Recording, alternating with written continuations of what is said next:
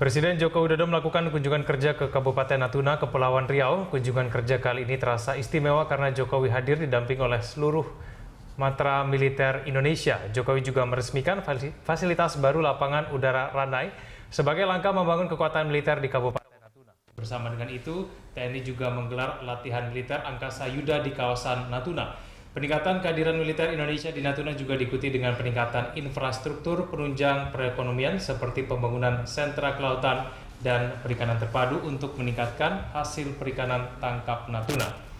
Banyaknya illegal fishing serta klaim Tiongkok atas Natuna mendorong pemerintah mempercepat kehadiran Indonesia di sana. Selain itu, Natuna juga menyimpan potensi cadangan minyak dan gas yang sangat besar yang sangat bermanfaat bagi pembangunan. Dan Prime Time Talk kali ini akan membahas sejauh mana pentingnya kehadiran militer Indonesia di Natuna. Mampukah pemerintah membangun militer dan perekonomian Natuna bersamaan?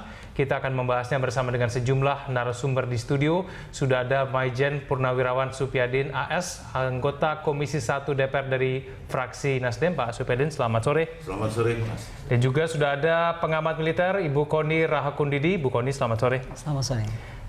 Baik, kita akan langsung memulai pembicaraan kita mengenai Kepulauan Natuna. Bu Koni, saya pertama ke Bu Koni dulu. Selama 15 tahun terakhir, Presiden selalu menjadi inspektur upacara dalam HUT TNI. Tapi kemudian pada tahun ini tidak menjadi inspektur dalam Mabes TNI, tapi kemudian Presiden Jokowi hadir dalam peringatan HUT TNI di Natuna, Bu. Apakah dari sudut pandang pengamat militer ini ada maknanya, Bu? Kalau saya rasa kalau peringatan itu menjadi sederhana dan lebih kepada internal TNI, itu adalah kebijakan Panglima TNI yang memang mungkin dalam statementnya terakhir ini kan menunjukkan keprihatinan besar lah terhadap perkembangan militer. Tapi kalau hari ini kemudian diikuti oleh Pak Jokowi ada di Natuna, selang sehari setelah HUT TNI dan pada saat kita gelar Angkasa Yuda, saya pikir itulah kenapa juga kaitannya Panglima kemudian tidak usah gegap gempita karena toh Natuna bisa dianggap dari bagian dari itu. Tapi pemilihan Natuna sebagai sebuah tempat yang beberapa waktu ini kan memang jadi perbincangan, Bu, ya, ada banyak sengketa di situ. Ini tidakkah kemudian bisa menunjukkan bahwa Indonesia memang betul-betul menganggap serius Natuna itu suatu kawasan yang betul-betul strategis? Kalau saya sih ekspektasinya begini, dari judul ini saya agak kaget ya, Natuna milik kita. Seolah-olah Natuna tuh ada yang klaim. Karena nggak pernah ada yang klaim Natuna punya siapa-siapa, memang punya Indonesia so far gitu. Nah, tapi kalau kekhawatiran ini ditanggapi dengan rising tense di Laut Cina Selatan, saya kira bisa-bisa saja. Tapi mungkin jangan juga overreacted. Karena menurut saya kalau bukan saja Natuna yang harusnya kita pikirkan, tetapi bagaimana juga daerah-daerah lain perbatasan kita. Karena kan kalau kita mau jujur, banyak sekali PR perbatasan kita yang belum selesai dan masih bermasalah. Misalnya saja juga kita dengan Australia, dengan lain-lain gitu kan, banyak hal yang masih kita mesti bereskan. Tapi kalau Natuna ini dianggap adalah satu boiling point karena Cina, ini yang saya pikir harus hati-hati. Pertama begini, kalau dianggap kehadiran Cina di sekitar Natuna itu sebagai sebuah ancaman, kayaknya kita selama ini tidur aja deh. Dia nggak pernah menutupi bahwa jauh hari dia sudah bilang di 2030 pembangunan kekuatan Navy dia itu akan ada di Greenwater Navy. Artinya memang dia akan deploy angkatan lautnya sampai ke pertengahan Indonesia. Nah, di 2050 dia akan membangun Blue Water Navy. Itu artinya mereka tuh sudah siap gelar di Indian Ocean. Indonesia dengan pivot positionnya itu yang menjadi jantung maritim Asia pastilah dilewati oleh Cina. Tapi jadi jangan sampai ini juga menurut saya ada anggapan yang terlalu overreacted seolah-olah kekuatan Navy Cina itu mau attack something gitu loh. Enggak. Dan saya melihat harus ada perbedaan approach kita terhadap Natuna case dan terhadap Laut Cina Selatan.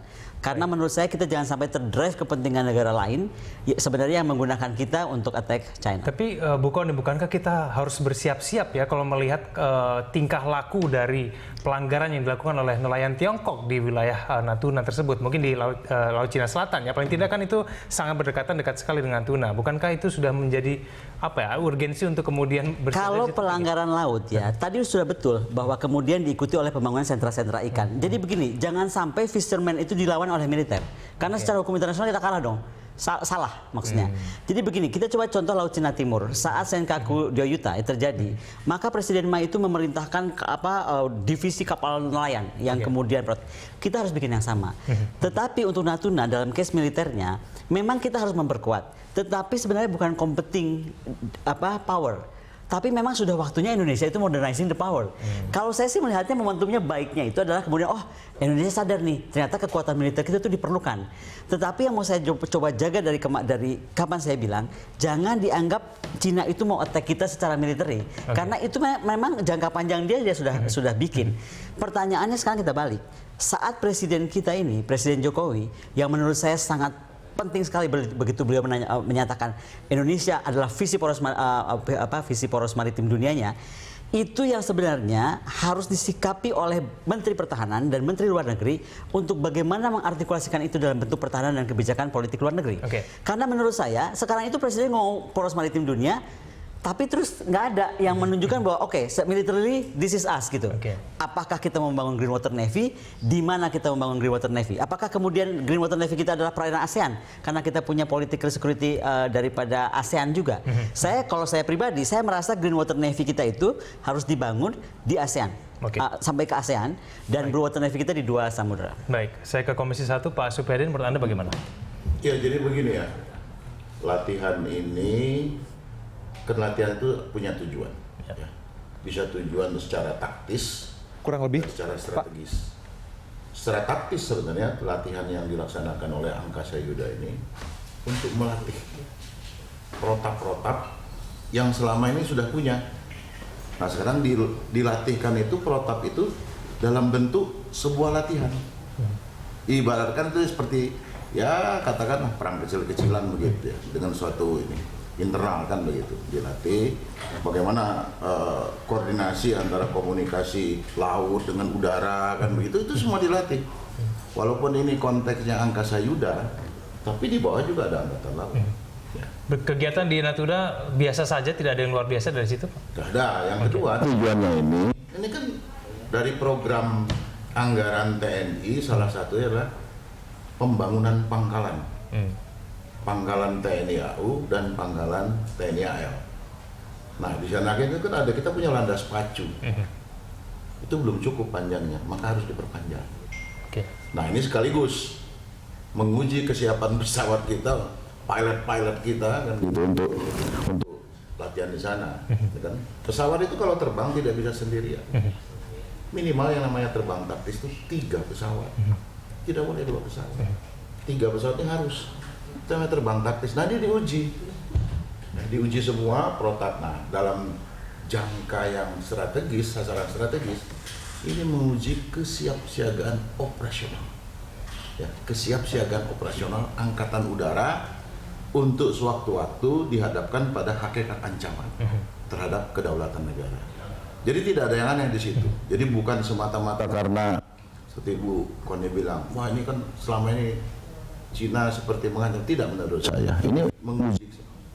Ini kan nanti pindah lagi. Dari Natuna nanti pindah lagi ke Kalimantan Utara. Nanti pindah lagi ke Papua. Semua harus diuji. Baik. Ya, gitu. Pak Supyadin juga Bu Koni, kita lanjutkan dulu kita di segmen selanjutnya. Pemirsa, tetap sama kami di Prime Time Talk.